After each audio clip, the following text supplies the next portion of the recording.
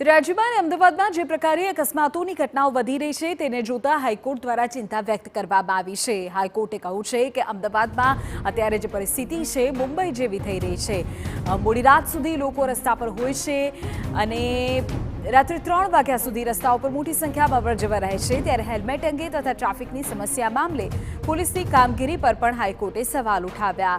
હાઈકોર્ટે ટકોર કરતા કહ્યું કે હેલ્મેટ વિનાના લોકોને દંડવામાં આવે છે, પરંતુ તેમ છતાં કોઈ હેલ્મેટ પહેરતું જ નથી, તેનો શું અર્થ? હાઈકોર્ટે સમસ્યા અંગે આગામી 15 દિવસમાં ટુ વ્હીલર વાહન ચલાવનાર અને પાછળ બેસનાર બંનેને હેલ્મેટ ફરજિયાત કરવા હુકમ કર્યો છે। સાથે ટ્રાફિક અને રોંગ સાઇડ પર આવતા વાહનોને કંટ્રોલ કરવાનો આદેશ આપ્યો છે। હાઈકોર્ટની ફટકાર બાદ અમદાવાદ શહેર પોલીસ કમિશનરનું નિવેદન સામે આવ્યું। પોલીસ કમિશનર જીએસ મલિકે દાવો કર્યો કે અમદાવાદમાં પાછલા 7 માસમાં હેલ્મેટ ભંગ માટે ₹3.39 કરોડનો દંડ વસૂલવામાં આવ્યો છે, તો સિગ્નલ ભંગ માટે 55 લાખ અને ઓવર સ્પીડમાં ₹10 કરોડનો દંડ વસૂલાયો છે।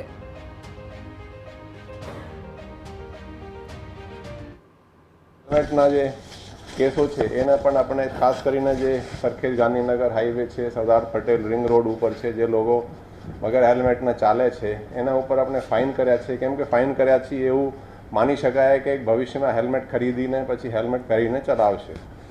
તો હેલ્મેટમાં આપણે આ વર્ષે 3.39 લાખના 7 મહિનામાં ફાઇન કર્યા છે। સીટ બેલ્ટના ફાઇન પણ 2.26 લાખના છે। સિગ્નલ વાયોલેશનના 55 લાખ છે। પાર્કિંગ વાયોલેશન છે, બધી જુદા જુદા ઓવર સ્પીડિંગના 10 કરોડથી ઉપર આપણે ફાઇનો કર્યા છે ઓવર સ્પીડિંગમાં।